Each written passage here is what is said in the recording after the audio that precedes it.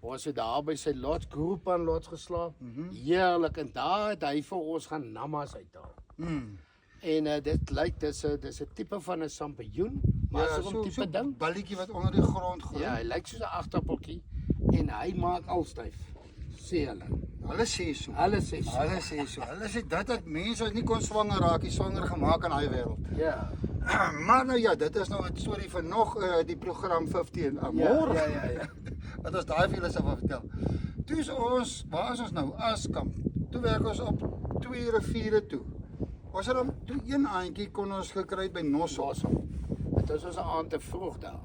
Toe het ons gou daai Botswana man se kop 'n bietjie die mekaar gepraat en toe het ons by Rooipits gaan slaap. Ja. Maar ongelukkig geen leeu's gesien. Niks nie. Ons het so beurt gemaak deur die nag, Dambralei ek en Dambralei ek. Maar anyway. Daarvan af op Nosop toe, van Nosop af is ons af Mata toe. Daar het ons weer by 'n baie goeie vriend van ons, Manus.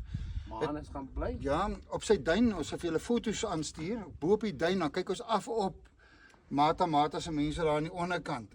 En Die volgende dag het ons lekker gejag saam met hom. Baie mooi is die veld, die bokke is mooi. Jy sien omtrent nie die skaap nie, jy sien net die gras beweeg. hy het vir ons ook toe daai een agtermiddag vir Sanna 'n cruisie gevat en daar het ons op die 5 leeu's wat op die duin gelê het en aan die een wat 10 die draad langs ons geloop loop het. Ja. Daar gewees. En daai video sal ons ook vir julle stuur. Ja. Hy het 'n manier om die leeu's te lok. Ja, en dit werk. Dit werk. Ja, min mense weet van hierdie tegniek. Ja, maar dit werk definitief. Lekker. So en toe is ons van daar af toe werk ons op Aranos toe. Ja. Na Hannes toe. Het ons weer by 'n goeie vriend van Pieterie by Hannes gaan bly. En